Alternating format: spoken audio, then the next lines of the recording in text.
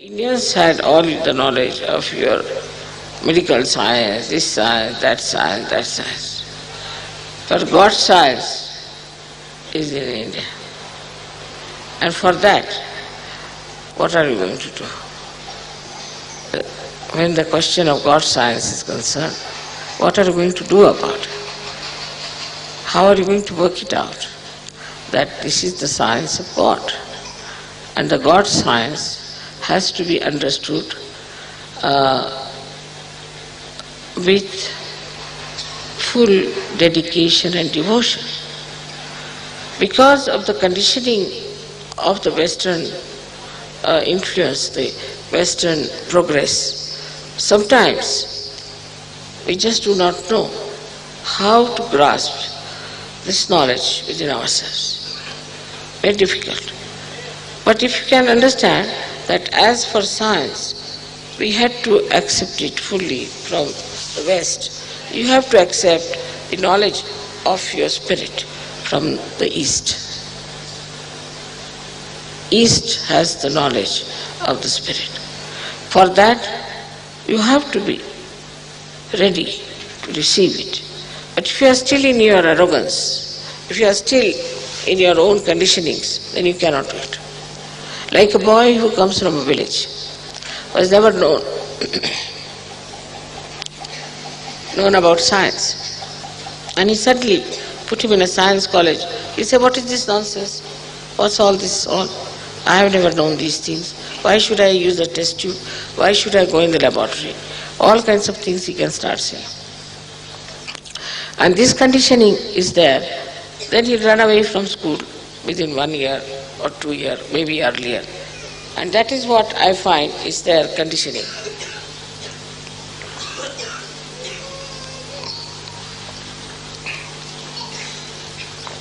Which turns away many people from Sahaja Yoga after some time. So we must watch our conditionings, what sort of conditionings we have. While the Indians have conditionings of so-called religious beliefs and this ritualism, this, that, they are very much conditioned also. But it's easy to overcome that when you realize that whatever you are worshipping, for example in India, everybody has a Kula Devata, means the family goddess, everybody has. They must worship that goddess, particular goddess, everybody has. And I've seen also when they get married or marriage is arranged, they go mental. They go mental. If you go mental, then you cannot understand many things. But if you are spiritual, then you can understand. For example, we see Mother Earth giving us these flowers and all that. How can we go mental about it? It's a living process. For any living process, we cannot get mental. So now you will say, all right, this is because the seed has got this and the seed is planted. But how? Why? That you can't answer. You can never answer. Then you'll keep quiet. But say, if there's a sage, he'll say, all right, this is Mother Earth. She wants to give to her children these flowers, fruits, these trees. So she's working it out. So one has to jump from one conditioning of materialism. Now you should see in matter, energy never moves. Energy is stationary. It never moves. And also energies which are moving, so-called, like electricity, this, that, are absolutely blind. Supposing there is electricity here flowing, all right, well and good. But supposing somebody stops it, it will stop. It has no mind. It is a mindless thing. So in materialism, you become mindless. You start seeing also that within yourself, that you have become mindless. And becoming absolutely, I should say, like robot sometimes, which is mindless, which is fixed quantity. And I see very much clearly in the West, I've seen that people have very fixed ideas. It's difficult for them to get out of it. because they don't have that movement towards the spiritual subtlety where one can use the mind to do something. We would say that Mother Earth has got the mind. No, that nobody can believe in the West, except for Sajukis. That the Mother Earth produces these vigrahas. She produces these deities. Nobody will believe. How can you believe such a thing? That this Mother Earth thinks, that this Mother Earth produces these things. But logically you can see, logically. Say a tree has a certain height. The fruits have a certain shape, certain colors, flowers same. Who changes all the seasons? Especially in India, it's very clear cut 6 seasons. It's called as Ritambhara Pragya in the Hatha Yoga.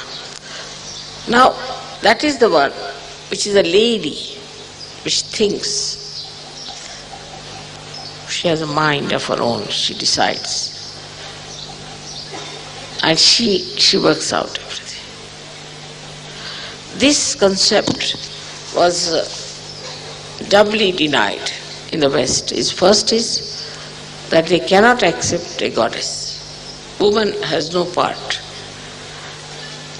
Right from Socrates onward, nobody has talked much about a woman, except of course there is Sakina and all that, but it's very minor roles they have. Greeks had goddesses who were just like human beings, so that also gets ruled out. And very little was accepted.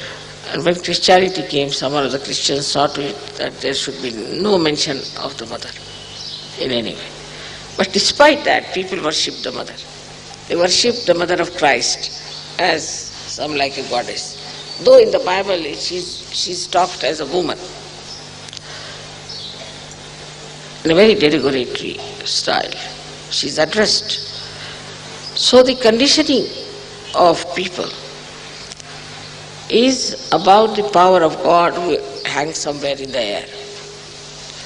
That He's there and that He gives us everything. But what is the communication? What is the justification or what is the logical thing? How to explain? So you have to say it is a mystery. God is a mystery, He hangs somewhere in the air, He does everything.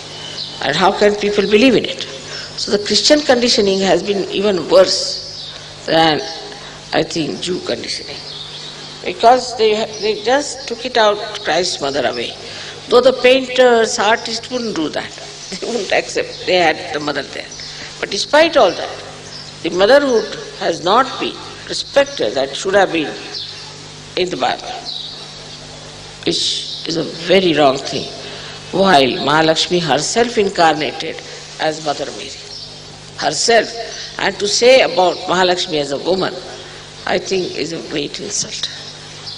And where women are insulted like this, where the goddesses are insulted, we cannot expect any spiritual growth unless and until you accept that is the Shakti, is the mother who is the only thing that's the communication between us and the divinity.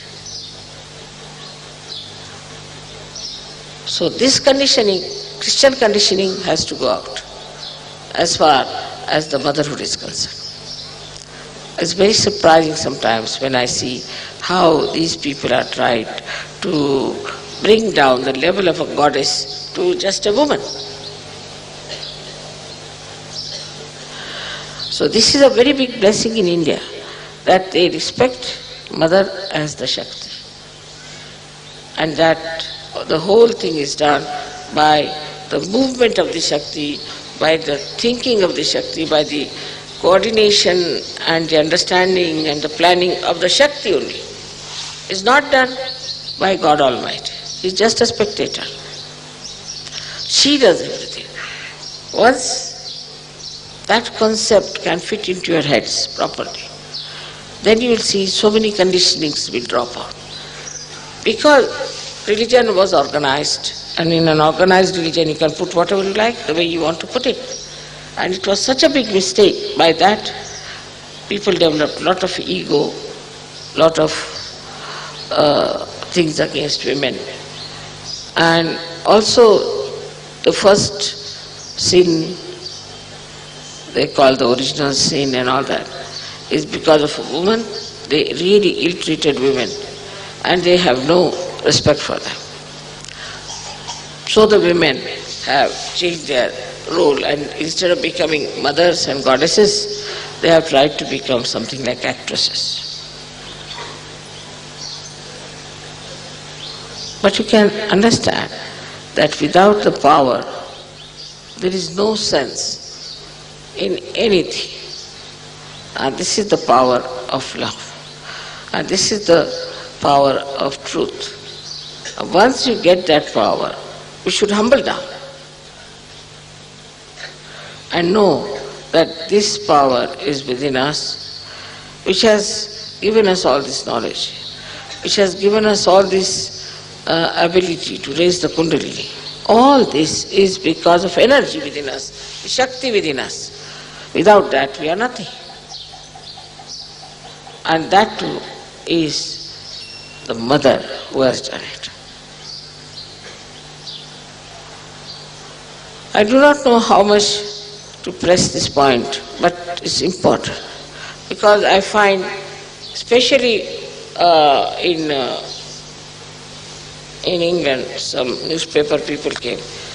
How do you feel as a guru, as a woman?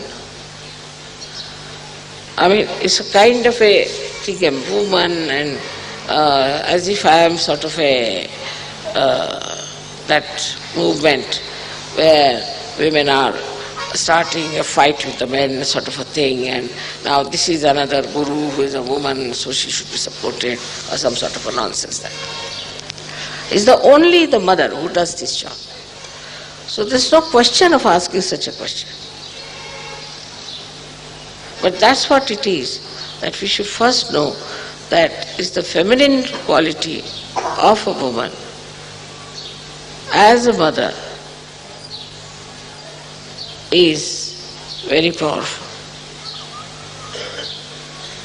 But we should encourage it and try to develop it, so that spiritually you can communicate, spiritually you can imbibe these qualities for your own children. The mothers who do not have adhyatma can never develop good children with proper